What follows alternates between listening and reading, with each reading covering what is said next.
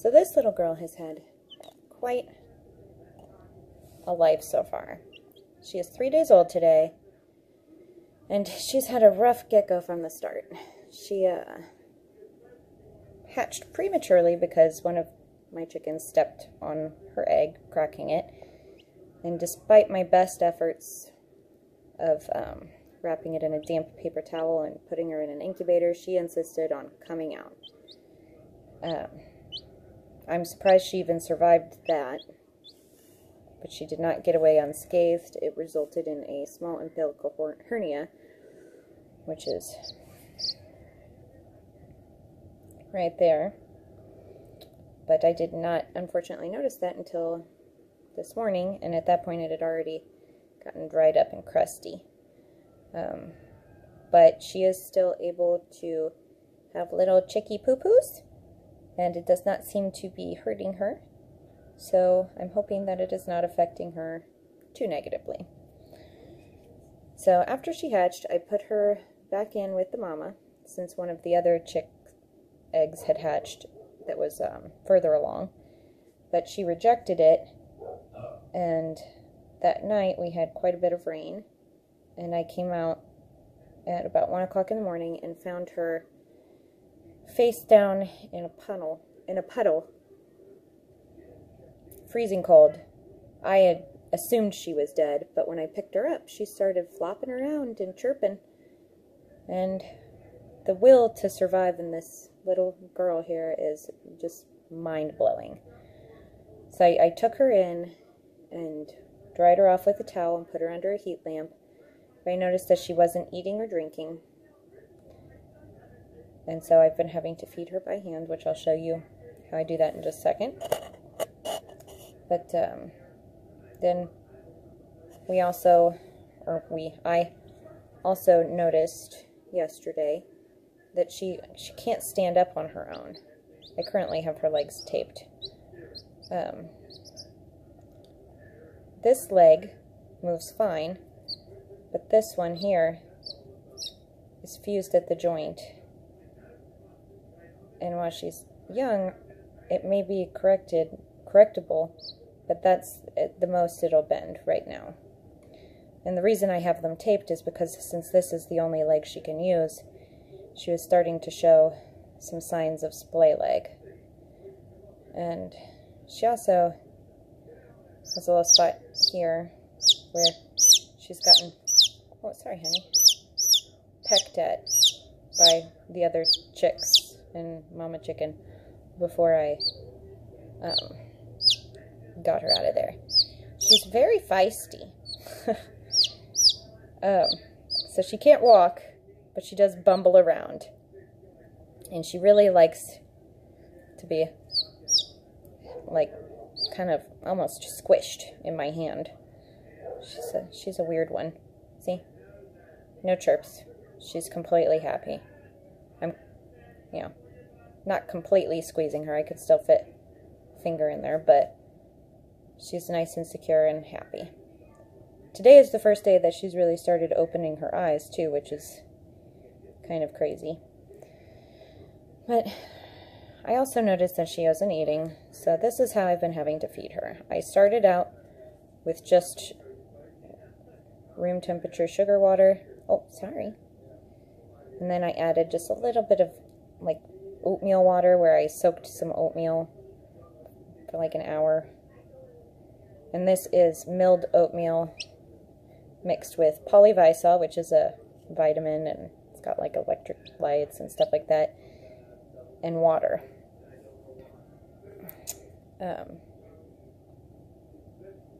And I have to just, get like a little drop to come out, which is hard to do without squirting her in the face, which I've done a couple times, unfortunately. And then just get the little drop right on her beak and have her eat it. Unfortunately, I work during the day, so she has to go a whole 8 hours without eating. It's also very dangerous to kind of force feed a chicken like this, although I'm not really force feeding her. I'm putting the drop in front of her and she's doing the rest. But chickens are really susceptible to aspirating liquids.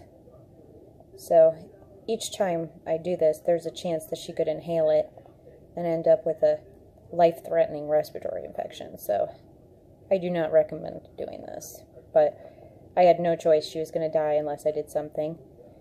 So either way, her chances aren't great, so I figured it was worth the risk. She doesn't eat very much anyway. She only eats about 1 cc of my little concoction about every time I feed her, and once I'm home, I feed her once an hour. This is the food.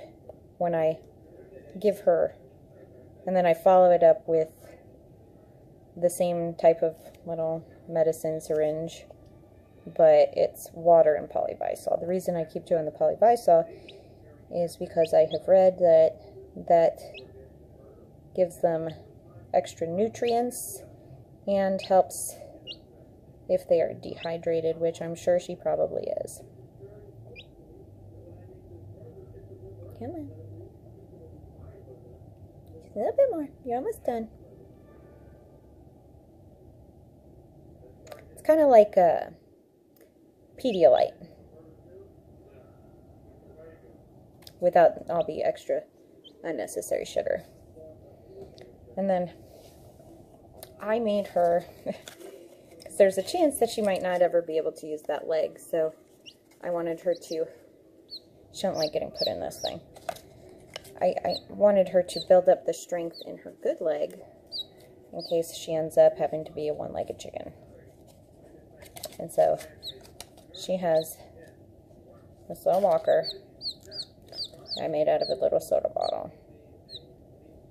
And I kind of do physical therapy for chicks and set her in this a few times a day when I'm supervised. I'm actually thinking about maybe putting some little wheels on it so she can get around. But she really doesn't like being in here because when she knows I'm here and knows I'm home, she wants to be snuggled. She wants to be held and loved.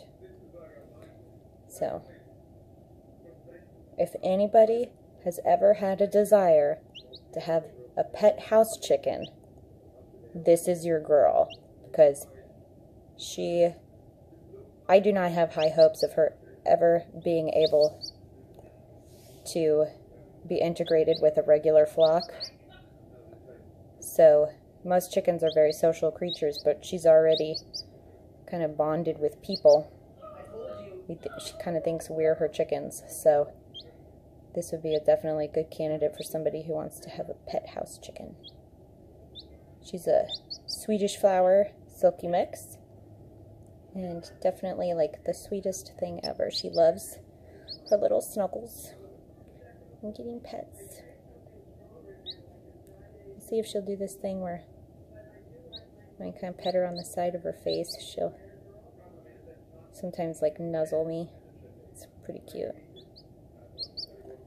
But not bad for a little chick that hatched too early and was on death's door her first night and is only eating a small amount of liquid food. Few, like maybe, I couldn't even tell you how much, but going 8 hours a day without anything and then overnight, she's pretty spunky. Yeah, look at you go. You're almost sitting up by yourself. That first day I brought her in after she was in the puddle, she couldn't even hold her head up. And now she just kind of sits. She's a little wobbly still, but she'll preen and look at you. You're so beautiful. So, she's my little miracle chicken. It's not named yet. Haven't decided on a name, but probably because I want it to be something very, very special.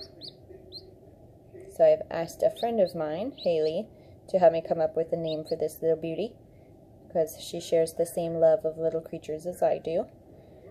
And I trust that between the two of us, we can come up with a great name for this little girl.